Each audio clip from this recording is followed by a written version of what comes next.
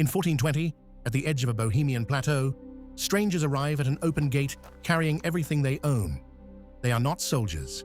They are farmers, weavers, mothers, priests without parishes, and scholars without universities.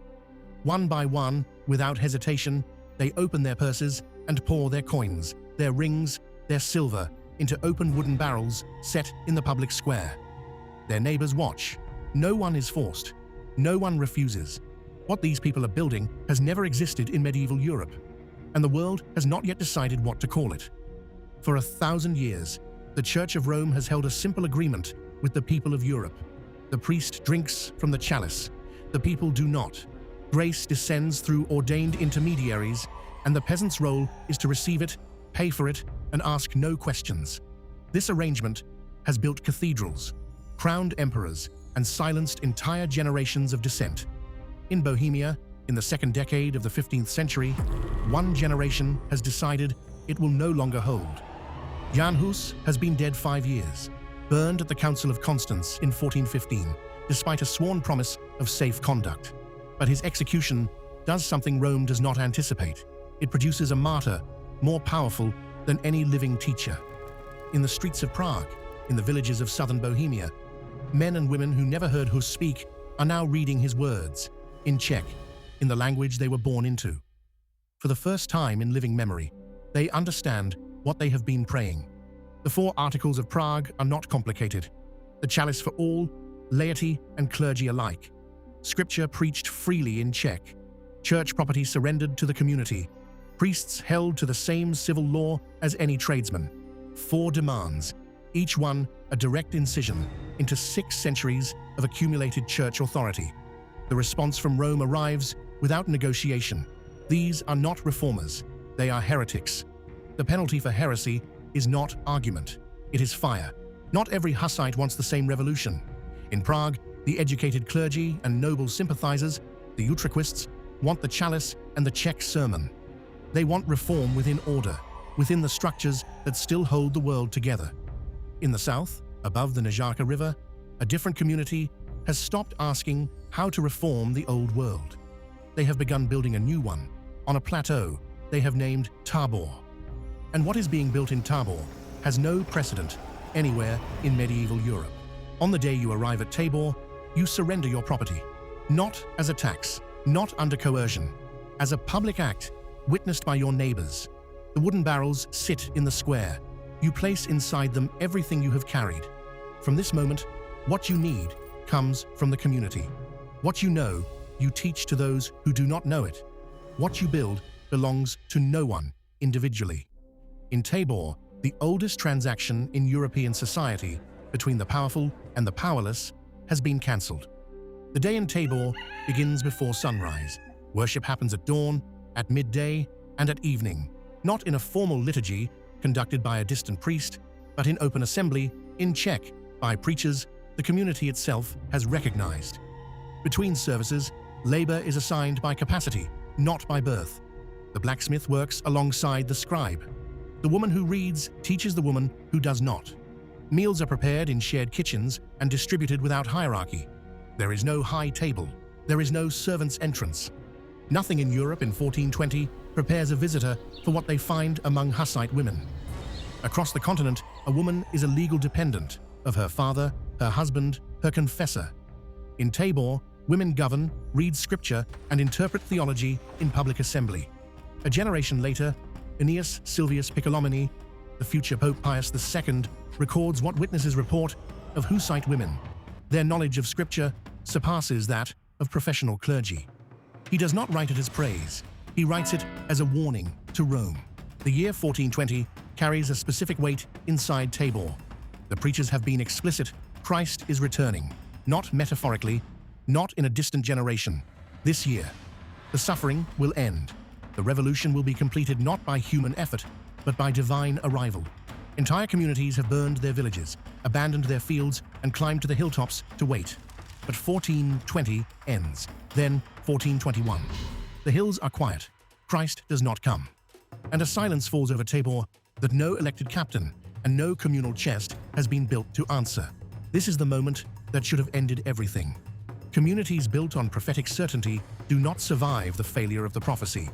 They fracture, scatter, or turn inward in violence. Every precedent in the historical record says so. And yet the strangers who poured their coins into the wooden barrels in the public square are still here. They have not scattered. They have not recanted. Something is holding this community together that has nothing to do with a date on a calendar. And the answer will not come from any preacher. The answer is not theological, it is structural. These people have already given everything up. They surrendered their property on the first day. They walked away from guild memberships, land title, and the church's sacramental protection, the only social safety net medieval Europe offers. There is no farm to return to, no institution that will readmit them without public humiliation and submission. The revolution does not survive because the prophecy was correct. It survives because leaving has become more impossible than staying. Tabor is no longer a camp waiting for the end of the world. It is a city that must now build one. A city requires governance. Tabor elects its captains, not by inheritance, not by Rome's investiture, but by the assembly of the community itself. Military authority and civic authority are deliberately held separate.